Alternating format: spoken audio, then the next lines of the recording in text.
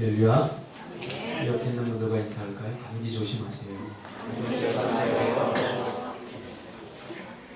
조원이 감기 안 걸렸어? 조원. 네. 조원. 알아들어요 이제. 장난이 기도한 대로 어제 좋은 일이 있었습니다. 김태환 집사님, 정보란 집사님 결혼 예식을 했고 감사히 드립니다. 갑자기 날씨가 이렇게 우리 가을은 좀 쌀쌀해지는데 덥다가 쌀쌀해지니까 몸이 적응을 잘 하지 못하는 것 같아요. 건강을 잘 챙기시기 바랍니다. 오늘 맞서라 라는 제목으로 느헤미야 8번째 강의를 시작하겠습니다. 이 지성인들에게 절대적인 제지를 받고 있는 미국의 그 사상적 독립에 공헌한 작가요 철학자인 랄프 waldo 에머슨이라고 하는 사람이 있습니다. 이 사람이 평상시에 늘 쓰던 말이 있습니다. 입에 달고 살던 말이 있는데요. 이런 말입니다. 쉽게 이루어진 일 중에 가치 있는 일은 아무것도 없다. 우리나라 말에 좀 저속한 표현이지만 싼 게 비지떡이다. 그런 말이죠. 쉽게 이루어진 일 중에 가치 있는 일은 아무것도 없다. 가치 있고 중요한 일은 그렇게 쉽게 이루어지지 않는다는 것입니다. 진정한 사랑도 마찬가지입니다. 첫눈에 팍 맞아서 내일 바로 결혼해야지. 이거 그 안에 악수가 있는 것입니다. 우리 보람 집사님하고 태연 집사님도 결혼하기까지는 소쪽새가 수만 번 울더라고요. 싸웠다 헤어졌다 도로가 퉁퉁했다가 천둥 쳤다 번개 쳤다 비 왔다 이런 수많은 시간들이 지나고 난 후에 비로소 표정들 보니까 좀 편안해지더라고요. 서로 적응하고 기도하고 이렇게 된 거죠. 쉽게 이루어진 사람 같지만 제가 이렇게 지켜본 바에 의하면 결코 쉽게 이루어진 사람은 아닌 것 같습니다. 가치 있는 것, 수세기를 걸쳐서 많은 사람들에게 감동을 주는 예술품이나 작품들, 그런 것들은 한 사람의 평생에 걸친 노력과 수많은 사람들의 애쓴 흔적들을 우리가 다 찾아볼 수 있습니다. 어쩌면 이 시대를 살아가는 우리가 정말로 귀담아 들어야 될 말이 아닐까 싶습니다.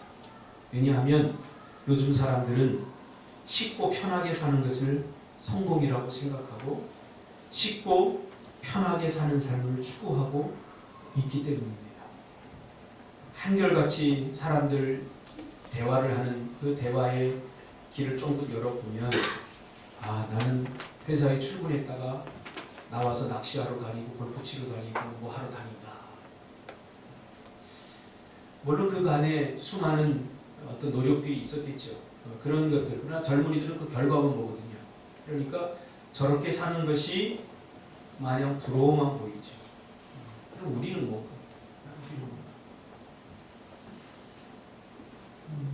그러기에 그런 생각을 갖고 사는 사람들은 삶이 점점 힘들어지고 어려워지게 되어 있습니다.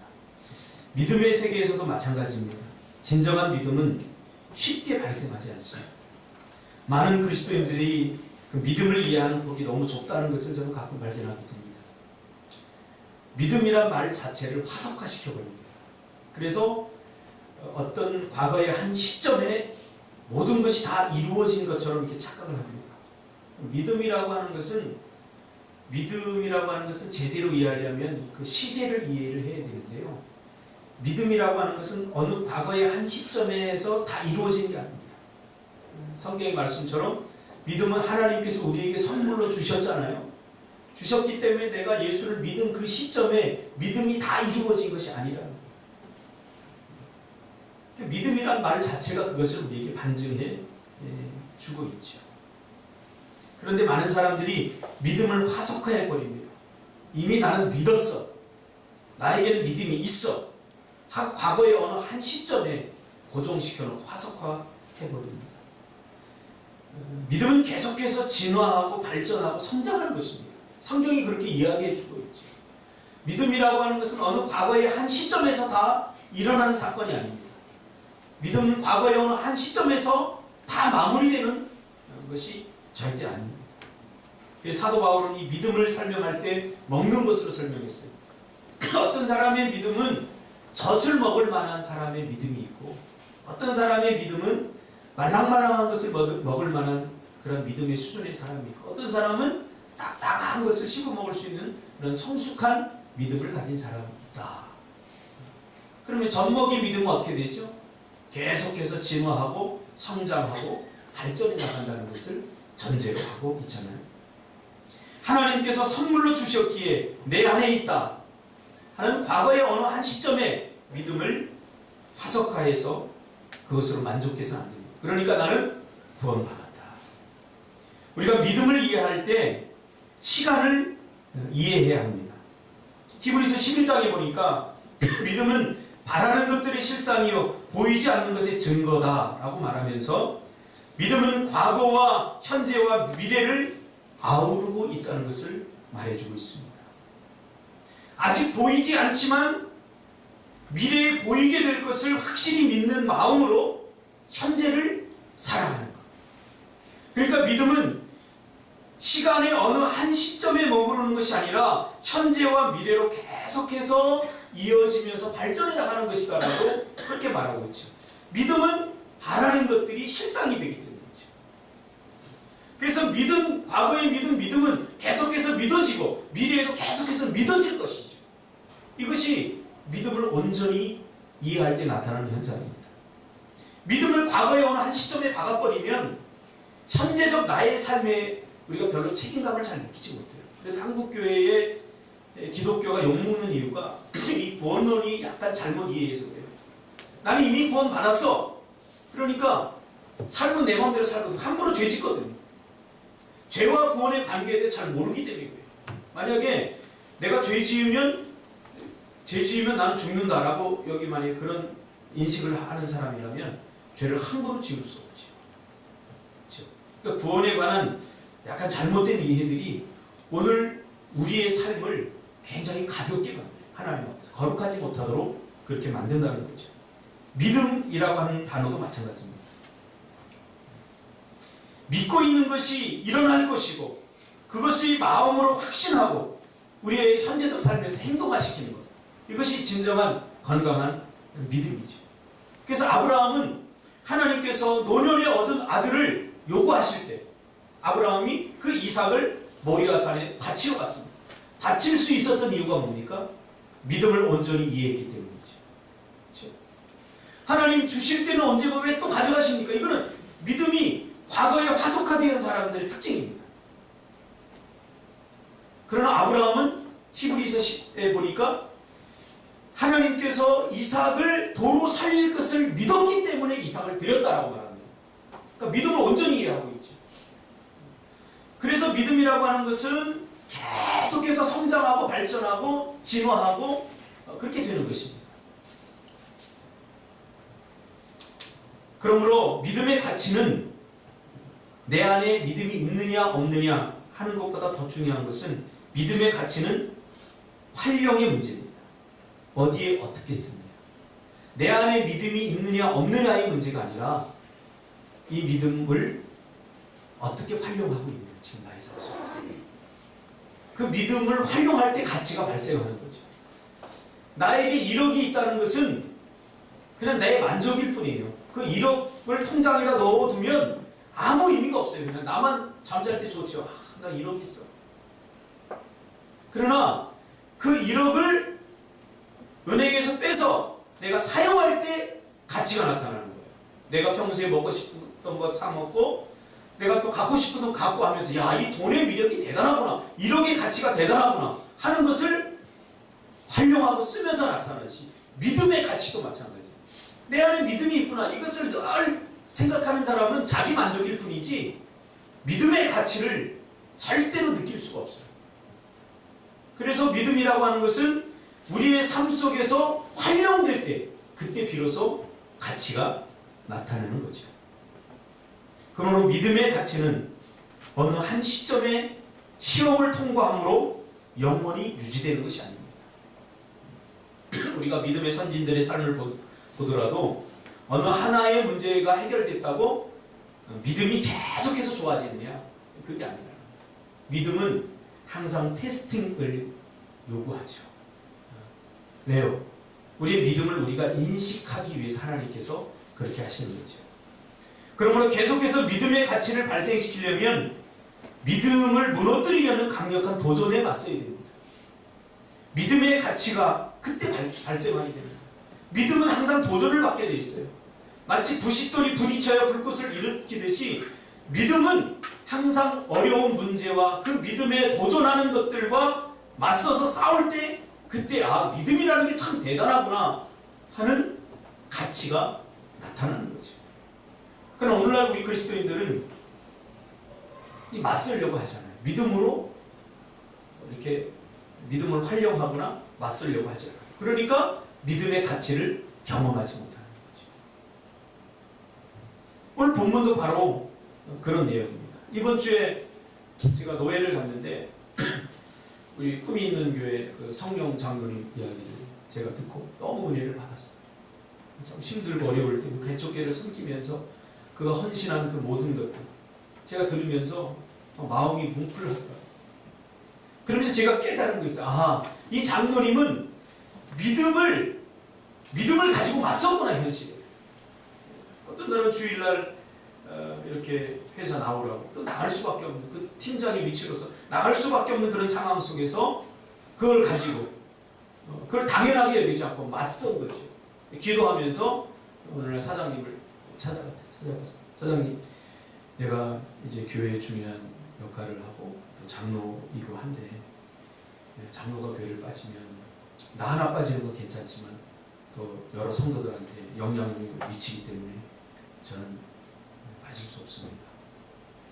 만약에 사장님이 이걸 용납을 못해주면 저는 사표를 내겠습니다. 이렇게 사표를 써갖고 그러니까 그 사장님이 이제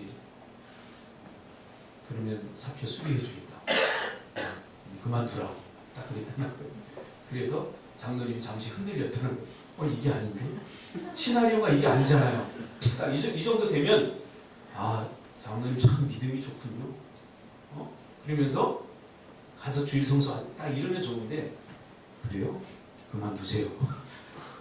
시나리오가 이게 아닌데? 근데 사실 알고 봤더니 이분이 신실한 크리스찬입니다. 이런 이야기를 들으면서 한두 가지가 아니에요. 참 맞서는 게 중요하구나. 맞서는 게 중요하구나. 그러니까 믿음이 우리 안에 믿음이 있다는데 우리가 이것을 활용을 잘 안 하려고 그래요. 맞서지 않으니까 믿음의 가치가 얼마나 대단한지 우리가 잘 모르는 거죠. 오늘 본문은 바로 그런 내용입니다. 하나님께서 응답하셨고 느헤미야에게 응답하셨고 또 하나님께서 이스라엘까지 잘 인도하셨고 또 많은 도움의 손길을 통해서 목수들, 석수들 뿐만 아니라 군사들 다 동원해서 이제 성벽 재건을 하나님께서 도우시고 돕고 계시죠. 그래서 예루살렘까지 왔는데 이 성벽 재건이 쉽게 이루어지지 않게 되죠. 제가 저번에도 이야기했듯이 응답받았다고 모든 것이 쉽게 이루어지겠다라고 하는 생각을 버려야 됩니다. 막상 와서 보니까 전혀 생각하지 않았던, 전혀 뜻하지 않았던 복병을 만나게 됩니다. 그게 누구냐면 바로 방해자들이죠. 그러니까 전혀 예상하지 못했던 방해자들이죠. 지금까지는 환경의 문제였고 물질의 문제였고 관계의 문제였고 움직이지 않고 비인격적인 것들의 문제였다면 이제 지금부터는 인격적이고 활동적이고 아주 복잡한 것과의 싸움이 시작되는 겁니다. 그게 누구죠? 사람과의 싸움. 가장 힘들어요. 여러분 길을 가다가 돌이 하나 이렇게 있으면 치우고 가면 돼요. 근데 거기에 사람이 누워있으면 이게 복잡해집니다. 어제 제가 신문을 보니까 아버지 장례를 치르려고 어느 마을에 갔는데 통행세를 내라. 500만 원을 내지 않으면 보내지 않겠다는 거예요. 여러분 큰 바위 같은 거 있으면 포크레인 불러서 치워버리고 가면 돼요. 그런데 이 마을 이장이 딱 버티고 서서는 12시에 장례식을 해야 되는데 그거 한여름 더 올 여름에 있었던 일이에요. 여름인데 우리 동네에다가 무덤 자기네 땅인데도 저기 장례를 치르려면 통행세 500만 원을 내야 된다. 그 딱 버티고 있는 거예요. 무슨 말이냐? 근데 100만 원까지는 줄 수 있다. 그러니까 포크레인 기사 내려와. 그래가지고 스톱시켰다. 사람이 제일 까다로워요. 움직이지 않고 치워버리면 돼요. 그러나 인격을 가지고 있고 이 수많은 복잡한 자기 유익과 이익을 따지는 사람에게 붙들리면 이게 참 골치 아픈 일이 되어버리는 거죠. 오늘 느헤미야도 마찬가지죠. 호른 사람 산발랏, 암몬 사람 도비야, 게셈, 이 세 사람이 성벽 재건을 방해하고 있죠. 전번에도 한번 잠깐 읽었지만 이 세 사람은 사단의 인격화된 모습입니다. 하나님도 사람을 통해서 일하시지만 사단도 사람을 통해서 방해합니다. 그러니까 하나님께 쓰임받는 사람이 되시기를 주님의 이름으로 축복합니다. 자기도 모르는 사이에 사단에게 쓰임받게 되는 거죠. 갈라디아서 5장 17절에 보니까 육체의 소욕은 성령을 거스리고 성령은 육체를 거스리나니 이들이 서로 대적함으로 너희가 원하는 것을 하지 못하게 하니라. 성령으로 대표되는 하나님의 일, 육체로 대표되는 사단의 일, 이 두 가지가 항상 거스른다. 이건 맞부딪혀서 갈등을 일으킨다 그 말이에요. 절대 쉽지 않습니다. 새벽기도 내가 하려고 작정하면 꼭 무슨 일이 생기고, 내가 주일 성수하려고 꼭 무슨 일이 생겨요. 가만히 있을 땐 일이 절대 안 생겨요. 뭔가 결단하고 결심하면 못할 만한 뭔가의 강한 도전을 우리가 다 받게 되어 있어요. 그러면서 24절, 25절에 그리스도 예수의 사람들은 육체와 함께 그 정욕과 탐심을 십자가에 못 박았느니라. 만일 우리가 성령으로 살면 또한 성령으로 행할지. 할렐루야. 이 말은 쉽게 설명하면 하나님의 일은 항상 사단으로부터 강력한 도전을 받는다는 거예요. 서로 대적하기 때문이죠. 왜요? 너희가 원하는 것을 하지 못하게 하기 위해서다. 하나님께 기쁨이 되는 일을 하기 위해서 우리가 결단하고 결심하면 그만큼의 강력한 도전을 우리가 반드시 받게 되어 있다는 절대 잊어서는 안 돼요. 하나님의 일을 하니까 하나님도 기뻐하니까 이 일을 형통하게 잘 해주겠지 라고 하는 착각에서 벗어납니다. 그만큼 부담, 꿈의 크기만한, 하나님의 일을 감당하는 그 크기만한 부담과 또 방해가, 도전이 우리 앞에 있다. 하나님의 사람들은 하나님의 일을 할 뿐만 아니라 그래서 사단의 일도 방해해야 합니다. 우리 일 다 했다고 그걸 만족해서는 안 됩니다. 사단의 일을 방해하는 일을 우리가 해야 됩니다. 요즘 퀴어 축제, 동성애 집회라든가 그런 것들이 일어나고 있는데, 저희 노예에 계셨던 한 분도 지금 매일 국회의사당 앞에서 플래카드 들고 매일 거기서 예배드리면서 방해하고 있어요. 그래서는 안 된다. 동성애에 대한 문제. 그러니까 우리가 그냥 우리 일을 하고 있다고 다 하는 게 아니니까요. 성경은 분명하게 우리의 일을 할 뿐만 아니라 사단의 일을 대적하라고 분명히 이야기하고 있거든요. 대적해야 됩니다. 이것이 믿음으로 사는 사람들의 모습인 것이죠. 오늘 사단의 인격화된 방해자들인 도비야, 산발랏, 게셈 사람이 어떻게 방해합니까? 조롱과 업신여기고 비웃음으로 방해하죠. 야, 너희들 성을 지으면 거기에 여우가 올라가도 무너지겠다. 그러면서 조롱하고 업신여기고 비웃음을 통해서 방해를 합니다. 이것은 사람의 영혼의 수치를 주기 위한 말들이죠. 조롱. 응? 그렇죠? 괜히 기분 나빠요. 괜히 내가 기분 나쁘면서 이거 괜히 처지기도 하고 조롱받는 거죠. 이거는 이 조롱과 업신여기는 말, 비웃음. 내가 무슨 말하는데 피식 웃어. 괜히 기분 나. 이게 뭐냐면 영혼의 수치를 주기 위한 말들입니다. 자존심에 상처를 주고 자아를 분열시키기 위한 그런 말들입니다. 그냥 한 대 맞는 게 낫지. 와서 방해하고 적극적으로 이렇게 하는 게 낫지.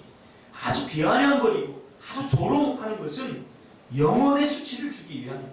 예수님께서 십자가에 달리셨어요. 그러니까 뭐라고 그랬어요? 차라리 채찍으로 때리는 것을 육신의 고통을 주기 위한 행동이라면 뭐라고 그래? 야, 네가 정말 하나님의 아들이야? 네가 인류를 구원하러 왔어? 놀고 있네. 아니, 인류를 구원한다는 사람이 저 자신도 구원하지 못하면서 무슨 인류를 구원해? 아, 이런 말 들으면요, 핏대가 섞어요. 그렇죠? 영혼의 수치를 주기 위함이고, 이것은 이 자존심의 상처를 주기 위한 그런 말들 아닙니까? 사단이 잘 쓰는 말이에요. 비웃음, 조롱, 업신여김. 여러분의 인생에서 몰아내시길 바랍니다. 어떤 일이 있어도 하나님의 사람들은 조롱해서는 안 돼요. 도와주지 못할 만큼. 업신여기서는 안 되고, 비웃어서는 안 돼요. 그래서 우리 딸이 예전에 대통령 될 가능성이 전혀 없는데 자기 대통령 되겠다고 그래서 제가 그래 열심히 해보라고 그랬어요. 근데 거기에 대고 조롱하지 않았어요. 가끔 가면 말도 안 되는 이야기를 청소년들 제가 상담을 하니까 정말 말도 안 되는 일이에요. 공부는 지지리도 안 하면 자기 서울대 가겠대요. 그럼 막 주먹이 올라가요. 그냥. 그런데 거기다 대놓고 절대 조롱하지 않았어요. 비아냥거리지도 않고. 그래? 야야, 저기 보니까 어떤 사람은 막리를 하다가 공부가 너무 쉬워서 공부를 해갖고 서울대 간 사람도 있어요. 소개를 해주는 분이죠. 오늘 도비아 산발라 게셈 사람은 비웃음과 조롱으로다가 느헤미야의 영혼에 상처를 주고 자존심에 상처를 주죠. 그래도 눈 하나 깜짝하지 않습니다. 느헤미야. 그러니까 이제는 겁을 주죠. 이건 이제 마음을 공격하는 거죠. 겁을 준다는 것은 두려움을 만들어서 두렵게 만들어서 그 일을 못하게 하거나 방해하는 행위죠. 그렇죠? 그것 하면 너 망해. 뭐 이런 말이죠. 그러니까 겁을 주는 거예요. 어떤 겁을 주냐? 너희들이 하는 행위는 바로 왕을 속이고 왕에게 반역하는 행위다. 이런 말을 하죠. 이 사람은. 이미 아닥사스다 왕이 이 모든 것을 허락한 것을 도비아 산발라 게셈 사람 다 알아요. 아는데도 불구하고 누가 모르느냐? 대부분의 이스라엘 백성들이 이것을 모르기 때문에 오늘날처럼 뉴스가 발달했거나 SNS가 발달해서 지금 느헤미야가 아닥사스다 왕의 허락을 받고 지금 성벽을 재건하러 왔다. 이런 소식을 듣지 못하는 시대이기 때문에 일일이 다 이야기해야 되기 때문에 이게 힘들어. 그러다 보니까 그 사이의 갭에 사단이 틈타버린 거죠. 그래서 어떻게 합니까? 있지도 않은 사실에 대해서 악성 루머를 퍼뜨리는 거죠. 오늘날 그거 많습니다.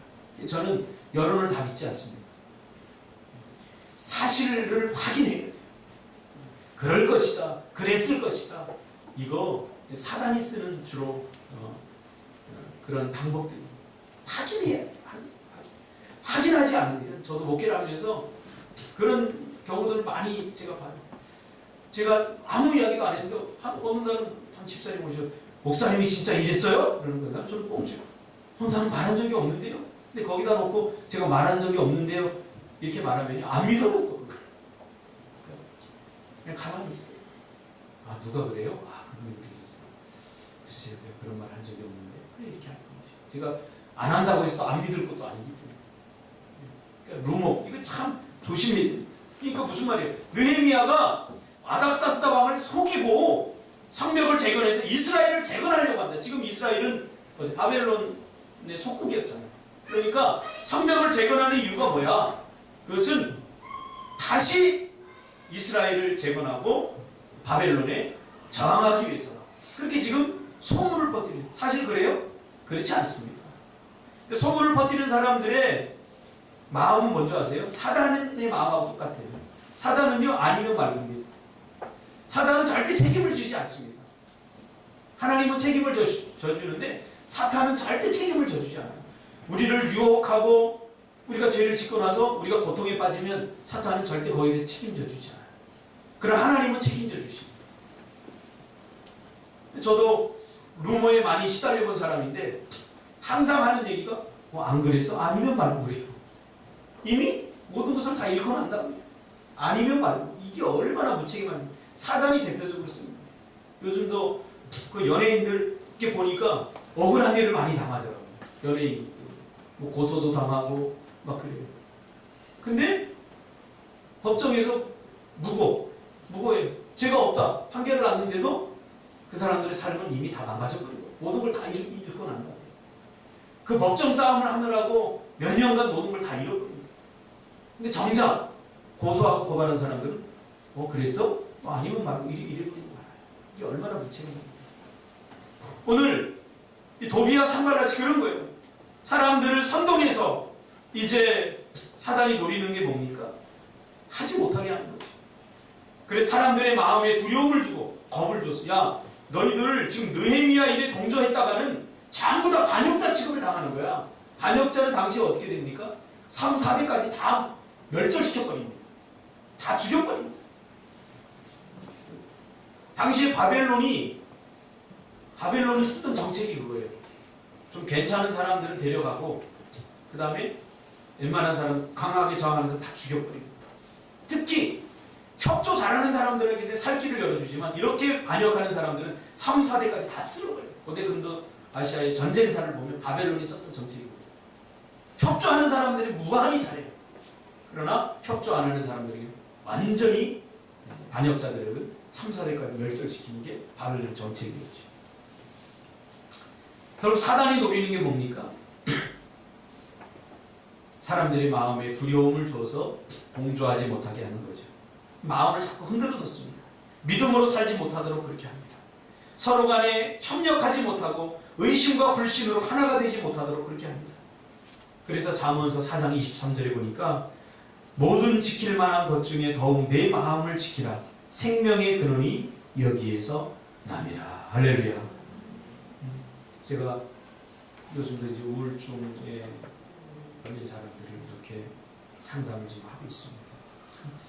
우울증을 여러분 나쁘다고 생각하지 마세요. 우울증은 마음의 감기다 그렇게 표현하거든요. 우리 감기 걸리잖아요. 감기 걸린 걸 우리가 뭐 이렇게 나쁘게 표현하지 않듯이 마음을 조금 잘 관리하지 않으면 마음을 쉬라 하고 하나님께 주시는 게 우울증이에요. 그렇기 때문에 우울증 자체가 나쁜 것은 아닙니다. 누구든지 마음 관리를 잘 못하면 갑자기 우울해질 수 있어요. 우울한 기운이 6개월 이상 지속되면 우리가 DSM-4에서 말하는 우울증이다 이런 진단을 내리거든요. 두려움도 마찬가지예요. 자꾸 두려운 사람은 아무것도 못해요. 그래서 공포증 환자가 되죠. 그래서 포비아라고 우리가 표현을 하는데 그럼 마음을 하나님께 지키라고 말하는 거예요. 겁준다고 그냥 겁에 질려서 못하고 이거 하려고 하면 또 저 사람이 또 뭐라고 그러니까 못하고 이거 하려고 하면 또 저 사람이 뭐라고 그러니까 아무것도 못하는 거예요. 마음을 잘 지키지 못하면 그렇게 되는 거죠. 마음을 어떻게 지키느냐 이게 가장 중요한 겁니다. 마음을 어떻게 지킬 것인가.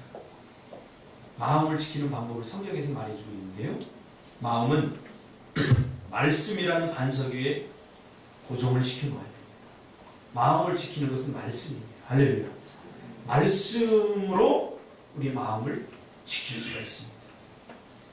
배가 항구에 닿으면 제일 먼저 하는 일이 있어요. 배가 닿기 전에 뭐 하죠? 줄을 던져요. 줄을 이렇게 던져서 이렇게 동그란 그 세멘트를 거기다가 이렇게 고정을 시켜놔줘요. 배를 고정시키면 파도가 쳐도 배가 떠나가지 않습니다. 그렇듯이 우리가 반드시 해야 될 것이 있어요. 믿음 생활 중에서 말씀으로 우리의 마음을 묶는 행위를 해요. 말씀으로 묶어요. 그렇지 않으면 사단의 다양한 그런 음성들, 사단이 주는 세상의 어떤 그 말들, 그런 것들에 우리가 흔들리게 되고 결국 떠내려가게 되어버리는 거죠. 오늘 느헤미야는 이런 다양한 공격에도 전혀 흔들리지 않았던 이유가 뭐냐? 말씀으로 고정시켰기 때문에, 말씀의 밧줄로 단단히 하나님에게 묶어놓았기 때문에 아무리 느헤미야를 공격하는 도비야 산발랏이 별 이야기를 다 해도 그 마음이 변함이 없었죠. 여러분 하나님의 말씀으로 고정시키기를 주님의 이름으로 축복합니다. 그러면 어떤 어려움이 와도 결국 하나님이 나를 구원해 주실 것이고 지키실 것이고 보호하실 것. 지금 당장은 힘들고 어렵지만 하나님께서 이기게 하시고 승리할 것이라고 하는 그 말씀, 하나님의 말씀으로 고정시켜 놓으면 절대로 흔들리지 않아요. 포기하는 일도 없어요. 저도 목회를 이제 올해까지 10년 하는데 아마 뭐 30년, 40년 한 분에 의하면 아무것도 아니죠. 그런데 이제 돌아보면서 제가 지금까지 이 목회를 내가 포기하지 않고 할 수 있었던 이유가 뭔가 가만히 제가 되새겨보니까 결국은 말씀에 고정시켰다. 하나님의 말씀에 위로를 받고 말씀이 나를 붙들었다. 말씀이. 여러분도 회사 다니면서 어떤 분은 그래요. 매일 회사 다니면서 내일 그만두고 싶다. 이게 쉬워요. 사람들과 부딪히고 이게 하는 게 결코 쉽지 않아요. 그렇죠? 다닐 만하기 때문에 다니는 사람 없어요. 그러나 우리 그리스도인은 달라야 되죠. 말씀으로 동요매시기를 주님의 이름으로 축복합니다. 그것만이 우리의 마음을 지킬 수 있는 유일한 방법입니다. 이렇게 사단이 공격하고 방해할 때 포기하고 피하는 것은 하나님은 결코 기뻐하지 않죠. 왜냐하면 믿음의 일이란 하나님의 일이란 결코 쉽게 이루어지지 않기 때문이죠. 반드시 방해를 받습니다. 더 큰 바다로 나아갈수록 더 큰 풍랑을 만난다. 그런 말이 있지 않습니까? 언제까지 그러면 이 얕은 물에서 풍랑거릴 거예요? 더 큰 바다로 나아가야 되지 않겠습니까? 그러나 이걸 각오해야 됩니다. 더 큰 풍랑을 반드시 만납니다. 믿음의 세계도 마찬가지입니다. 믿음의 세계. 언제까지 얕은 물에서 퐁당퐁당 하면서 즐길 거예요? 제가 수영을 배운 계기가 있습니다. 우리 동네에 조그만 운동이가 있어요. 이렇게 한 2m 정도밖에 안 돼요. 처음에 그것도 태평양처럼 보이더라고요. 수영 못하는 나이에 있어서는 형들이 그걸 건너면 와, 형 잘한다고 그러고. 그때가 초등학교 2학년, 3학년. 와, 대단해 보여요. 그 2m 요렇게 한 3번 하고 가거든요. 근데 그걸 해놓고 형들은 막 보시고, 야, 막 수영이란 말이야. 그러면서 막 이야기해줘. 근데 그게 대단해 보이더라고요. 태평양처럼 멀어 보여요. 근데 어느 날 제 친구들은 수영 다 하는데 내가 못하는 거를 우리 형이 알고는 자존심 상한 놈이죠. 내 동생이 수영을 못해? 그러더니 동네 형들과 합주해서 나를 던져버렸어요. 그거 들어가니까 뭐 죽기 살기로 하다 보니까 되더라고요. 해봐야 돼요. 해보지 않고 아무리 생각하면 아무것도 안 돼요. 뛰어들어가요. 맞서봐야 돼요. 해보니까 충분히 건널 수 있더라고요. 그 다음부터 이제 자신감이 생기더라고요. 그러니까 못하는 것이 아니라 안 하는 거예요. 네, 두려움 때문에. 이렇게 하면 망할 것 같고 저렇게 하면 안 될 것 같고. 안 되면 어때요? 좀? 안 되면 어때요? 우리 한국 사회에 그 뿌리 깊이 내린 이 정서가 있어요. 못하면 실패자라고 낙인을 찍는 거죠. 그러면 안 돼요. 다시 기회를 얻지 못하는 것 때문에 두려워서 못하는 거예요. 그러니까 좀 못하더라도 우리가 하려고 하는 사람들이 박수를 자꾸 쳐줘야 돼요. 실패하는 사람들에게 자꾸 박수를 쳐요. 우리 기성세대가 우리 젊은 세대에게 해줄 수 있는 게 전 그거라고 생각해요. 뭐 하나 잘못하면 지적하고 못하고 이거 왜 못해 그렇게 하지 말고 아직 젊은 세대는 기회가 있잖아요. 아 이거 못하는구나 이게 잘 안 맞는구나 그럼 또 다른 거 해봐라 하고 기회를 주고 다시 일어설 수 있는 기회를 줘야 돼요. 근데 우리는 그거 우리 어른들은 잘 조급함이 있어 그걸 잘 못하는 거예요. 더 큰 바다로 나아갈수록 더 큰 풍랑을 만나게 됩니다. 그러나 그 큰 풍랑을 두려워서는 안 됩니다. 믿음의 세계에도 마찬가지입니다. 어떤 분들은 우리 교회에 와서 등록도 잘 안 하더라고요. 우리 교회 와서 1년 정도 다니고 등록 안 하고 가시는 분이 있어요. 그러니까 저는 등록 안 하고 굳이 이렇게 안 하거든요. 왜 그러나 이렇게 물어보니까 본인이 여러 교회 이렇게 다니면서 봤는데 그냥 등록 안 하고 다니는 게 제일 편하대요. 왜냐하면 등록하면 그 순간부터 교회에서 뭔가 일을 요구하고 이거 해라 저거 해라 하고 그 다음부터는 자기가 하고 싶은 거 못하고 그러다 보니까 그게 두려워서 믿음 생활을 내가 요 정도에서는 하면 좋겠다. 그래서 저한테 위로의 말을 건네주고 가더라고요. 목사님 설교 못해서 가는 거 아니고 목사님 설교 너무 은혜스럽고 교회 나빠서 가는 거 아니에요. 교회 너무 좋아요. 사람들. 근데요. 저 다른 교회 가도 또 1년 만에 또 옮길 거예요. 그러더라고요. 그러니까 목사님 상처받지 마세요. 그러면 안 되죠. 믿음은 뛰어들어야 돼요. 뛰어들어야 돼요. 그 큰 풍랑을 만나서 그 헤쳐나가는 그 경험을 통해서 노련한 뱃사공이 되지 않습니까? 누구나 전문가가 되고 싶고 누구나 노련한 뱃사공이 되고 싶어 하면서도 큰 풍랑을 피한다면 어떻게 노련한 뱃사공이 될 수 있냐 그 말이죠. 믿음의 세계에서도 마찬가지입니다. 믿음이 있기 때문에 도전을 받는 거예요. 믿음이 있기 때문에 어려움에 부닥치게 되는 거예요. 그걸 두려워해서는 안 돼요. 그래서 야고보서 4장 7절에 보면 마귀를 대적하라 그리하면 너희를 피하리라. 그러니까 예루살렘 성은 육체적 힘으로 능력으로 쌓는 성이 아니라 믿음으로 쌓는 성이에요. 믿음이 없으면 못 쌓는 성이 있어요. 도비아 산발랏 이들이 정확하게 현실을 분석했을지 몰라요. 어떻게 보면 이스라엘 백성들이 성 쌓는 걸 보면 허접해 보였을 수도 있어요. 그래서 정말 여호가 올라가도 무너질 만큼 그렇게 허접할 수도 있었어요. 그러니까 중요한 건 뭐죠? 눈에 보이는 성이 아니라 하나님은 이스라엘 백성들의 마음의 성, 믿음의 성을 쌓기를 원했던 거죠. 우리 믿음의 선진들은 모두 하나님의 일을 감당하기 위해서 마귀의 일을 대적했던 사람들입니다. 엘리야 보십시오. 엘리야가 살던 시대에 많은 사람들은 전부 다 하나님도 섬기고 우상도 섬겼던 사람들입니다.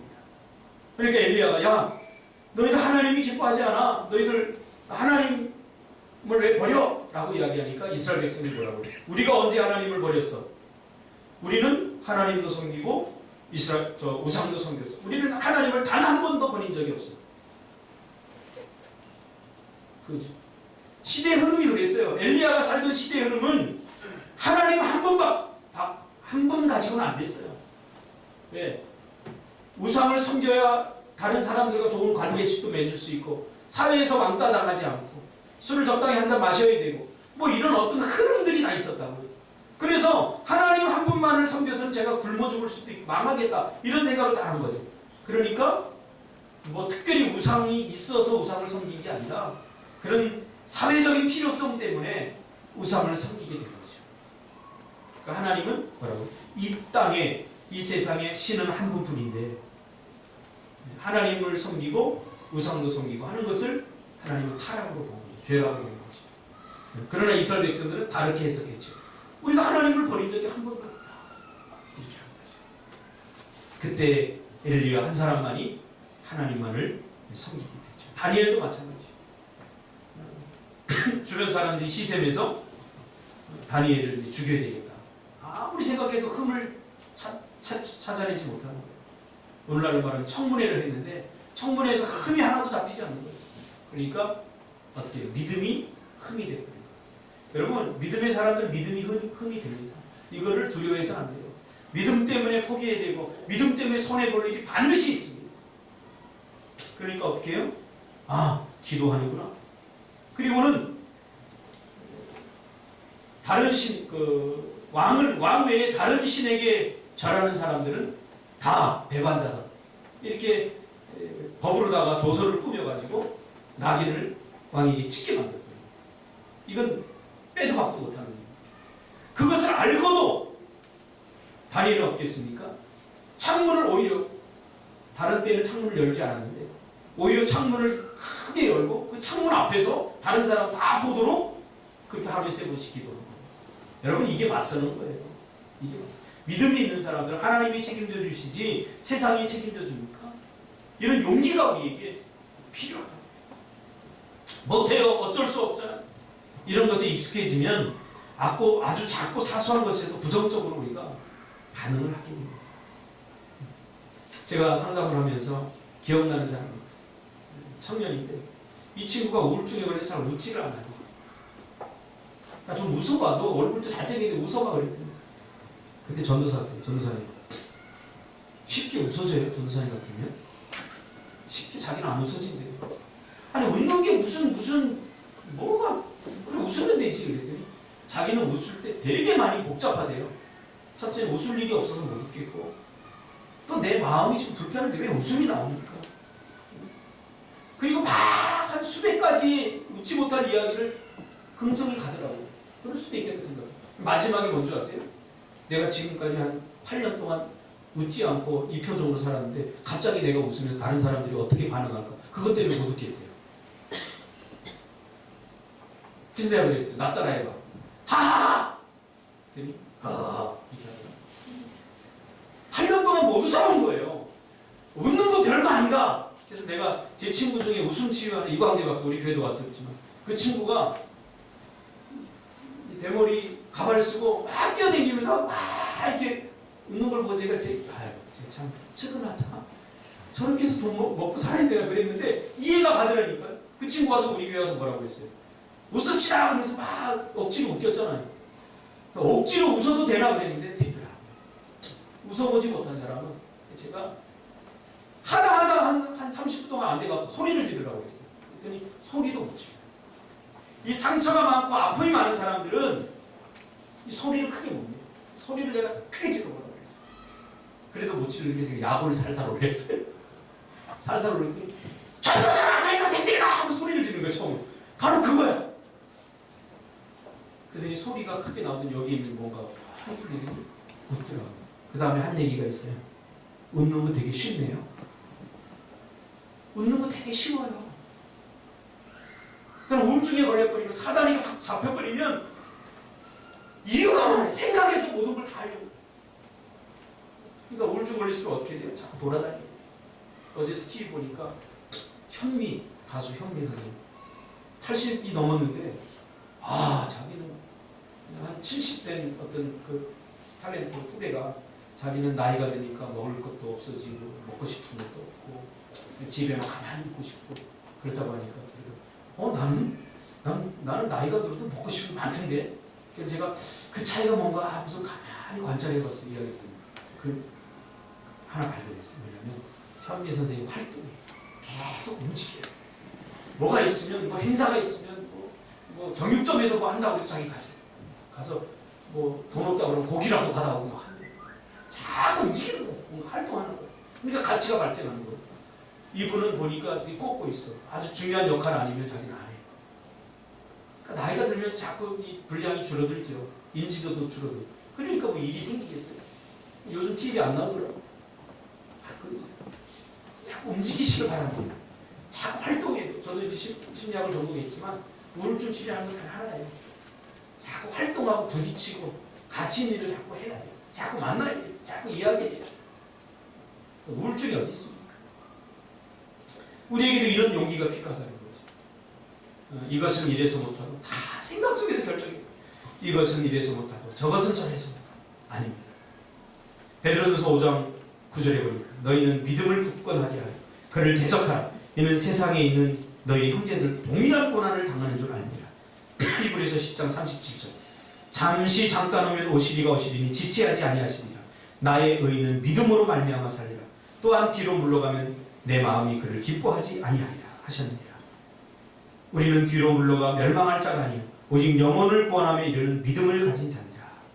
오늘 느헤미야는 뒤로 물러서지 않았습니다. 여러분 뒤로 물러서지 않기를 주님의 이름으로 축복합니다. 안 될 것 같더라도 쉽게 뒤로 물러서지 마세요. 쉽게 포기하지 마세요. 이번 주에 제가 서북 지역 노회 연합회라고 수도권에 있는 우리 합동층 노회들이 한 30개 노회가 모여서 체육대회를 하는데 제가 축구 선수로 뽑혀서 다녀왔습니다. 할렐루야. 대단한 일입니다. 근데 사실 우리 노회가 올해 출범을 해서 선수 다 뽑아보니 11명밖에 안 돼요. 거기에는 70 대신 목사님도 계시고 선수 거기 때문에 다 뛰어요. 그러니까 우리는 사실 창피해서 참석 안 하려고 해요. 부들부들 뻔하잖아요. 그러니까 어른들이 야 참석하지 말자 그러는 거예요. 제가 누굽니까? 참석해야 됩니다. 무조건. 꼭 1등하러 가는 거 아니라 즐기러 가면 되지 않습니까? 분명히 참석해야 됩니다. 제가 우겨가지고 저기 대전에 있는 내일 모레 은퇴하실 목사님 그래서 딱 마치고 11명이 딱 되는 거예요. 배 이렇게 나온 남녀란 목사님 11명 딱 맞춰가지고 갔어요. 해보니까요 다르더라고요. 제가 작전을 잘 짰거든요. 우리는 어차피 꼬리 느낌이 걸렸으니까 계속 수비만 하죠. 그래갖고 작년 우승팀하고 첫 게임에 붙은 거예요. 근데 비겼어요. 할렐루야. 우리 같은 조에 있던 팀들은 4대0, 5대0으로 졌는데 우리는 비겼어요. 그 비결이 뭔가? 거기 축구 잘하는 중학교 때가 축구했던 목회는 안 하고 축구만 하는 목사님이 계신데 그런 노예예요. 그분 목회는 안 해요. 매일 월요일, 화요일, 수요일, 금요일까지 축구만 하러 다니는 목사님들이에요. 그런 목사님들은 뽑아서 노예를 만든 거예요. 그러니까 우리가 이길 수 있겠어요? 근데 지네들끼리 그래요. 야, 작전 잘 짰다. 야, 쉽게 골 못 넣을 것 같다. 그렇게 제가 그랬어요. 우리 쉽지 않죠? 내년에 절대 안 만났으면 좋겠어요. 바로 그거예요. 사단에게 쉽게 져주지 마세요. 우리가 정해놓은 목표나 계획을 쉽게 포기하지 마세요. 사단이 우리를 우습게 안 되니까. 그 목사님이 저한테 그러더라고요. 좀 알거든요. 아, 안 쉬어. 의사 노예 안 쉬어버려. 내년에 안 만났으면 좋겠어. 다른 팀은요, 4대0, 5대0으로 졌는데 우리는 비겼어요. 할렐루야.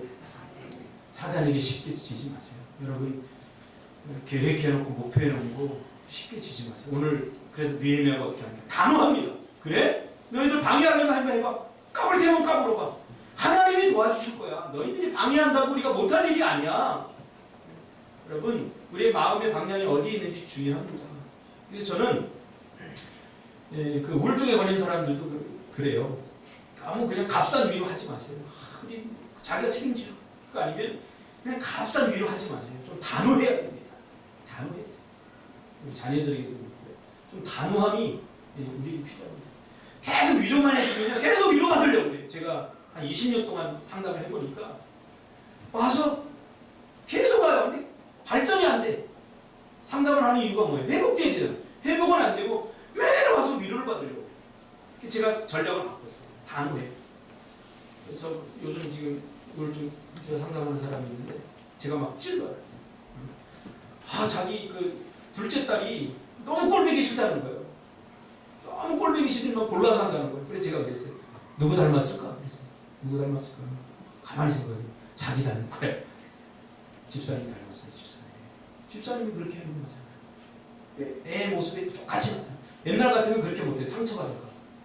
그랬더니 처음에는 막 얼굴이 막 유그럽고 막 이렇게 하더니 요즘에는요 얼마나 겸손하게 말씀해요. 맞아요, 목사님. 나 닮아서 그래. 근데 뭐 할 말이 있겠으면 그때 또 위로를 해주는 거예요. 아이고 다 닮은 거야. 남편도 조금 닮고요. 자라오면서 또 환경에 또 문제가 있고 그런 거죠. 여러분 절대로 포기하지 말고 단호하게 대처하시기 바랍니다. 왜냐하면 하나님이 여러분을 돕고 계시기 때문입니다. 하나님께서 반드시 이루실 것을 여러분 믿으시고 담대하게 여러분 맞서시기를 주님의 이름으로 축복합니다. 기도하겠습니다. 주님 고맙습니다.